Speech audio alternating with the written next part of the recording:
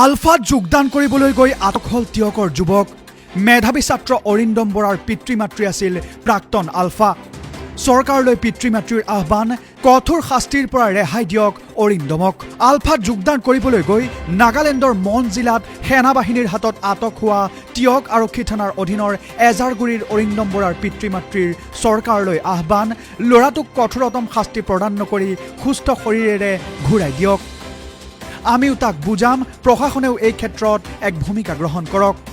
উল্লেখযোগ্য যে অতি দৰিদ্ৰ পৰিয়ালৰ মেধাৱী যুৱক অৰিন্দমৰ পিতৃ সুনীল বৰা আৰু মাতৃ অৰ্পণা বৰা বৰ্তমান আলোচনাপন্থী আলফা পিতৃ মাতৃৰ আদৰ্শৰে অনুপ্ৰাণিত হৈ অৰিন্দমে আলফাৰ প্ৰতি আকৃষ্ট হৈছিল নেকি কিন্তু মাতৃ অপৰ্ণা বৰাই জানিবলৈ দিয়ে যে সামাজিক মাধ্যমত অৰিন্দমে আলফা সম্পৰ্কীয় পোষ্ট দিয়াৰ বিষয়ে তেওঁ জ্ঞাত হৈ তেওঁ অৰিন্দমক বুজনি দিছিল যদিও অৰিন্দমে সেই ধাৰা অব্যাহত ৰাখিছিল ইফালে কিছুদিন পূৰ্বে আৰক্ষীয়ে থানালৈ মাতি অৰিন্দমক সোধা পোছাও কৰিছিল মন কৰিবলগীয়া যে উচ্চ মাধ্যমিক আৰু উচ্চতৰ মাধ্যমিকত প্ৰথম বিভাগত উত্তীৰ্ণ হোৱা অৰিন্দমে আৰ্থিক অনাটনৰ বাবে কলেজত নামভৰ্তি কৰিব পৰা নাছিল খেতি আৰু ব্ৰইলাৰ ফাৰ্মৰ জৰিয়তে নিজৰ খৰচ উলিওৱা মেধাৱী যুৱকজনে 19 নৱেম্বৰত কুকুৰাৰ দানা আনিবৰ বাবে তিয়কলৈ আহি ঘূৰি যোৱা নাছিল পাছত পিতৃ সুনীল বৰাই তিয়ক আৰক্ষী থানাত এই বিষয়ে অৱগত কৰিছিল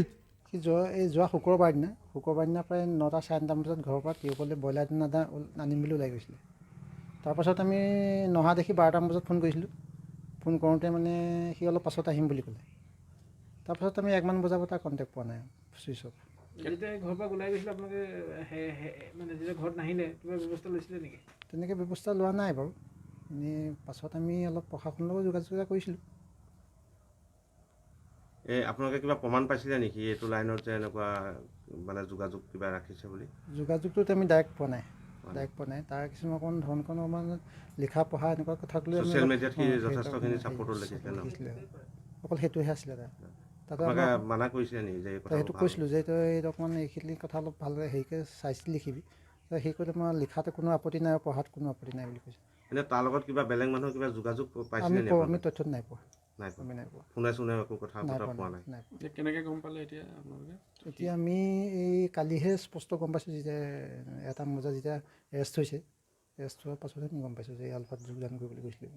কি নাম আছিলে অৰিন্দম বৰা কিহত পঢ়ি আছিলে এইবাৰ হায়াৰ ছেকেণ্ডেৰী পাছ কৰিছে যথেষ্ট মেধাৱী আছিলে দুইটাতে ফাৰ্ষ্ট ডিভিজন পাছ কৰিছে কোন কলেজত পঢ়ি আছিলে সি এতিয়া ৰেণু বৰা মেমৰিয়েল একাডেমী পাছ কৰিছে এডমিশ্যন ক'ত ল'লে এডমিশ্যন এইবছৰ নাই লোৱা কি আহ্বান থাকিব আপোনাৰ এতিয়া সি তাক মানে সমাজলৈ ঘূৰি আহিবলৈ আমি আহ্বান জনাইছোঁ সমাজৰ জৰিয়তে ঘৰত থাকি কাম কৰক সমাজৰ কাম কাৰণ সশস্ত্ৰ পন্থাটো এতিয়া তেওঁ বয়স নহয় ল'ব পৰাও নহয় আৰু সি যথেষ্ট ঘৰৰ কামতো উন্নয়নমূলক কামত জড়িত মানে প্ৰায় ঘৰৰ কাম সি প্ৰায় কৰে মানে বহি নাথাকে কিতাপ পঢ়াৰ সময়ত কিতাপ পঢ়ে আৰু এই ঘৰৰ কাম কৰাৰ সময়ত ঘৰৰ কাম কৰে আৰু তেনেকেই ব্যস্ত মানে আচলতে বাহিৰা কি কিতাপ বেছি অধ্যয়ন কৰে বিপ্লৱী কিতাপবিলাক পঢ়ে মই চৰকাৰলৈ সবিনয়ে নিবেদন জনাওঁ যাতে পুৰা পোৱালিটোক কোনো কঠোৰতম শাস্তি নিদি সুস্থ শৰীৰে আমাক ঘূৰাই দিয়ে আমিও বুজাম প্ৰশাসনেও এই ক্ষেত্ৰত ভূমিকা গ্ৰহণ কৰি ইমানতে ল'ৰাটোক যাতে আমাৰ বুকুলৈ এৰি দিয়ে আমি তাক বুজাই বঢ়াই যিমান পাৰোঁ সিমান বুজাই তাক ৰাখিম তিয়কৰ পৰা বিশ্বজিৎ লাহন ৰিপৰ্ট প্ৰকাশ লাইভ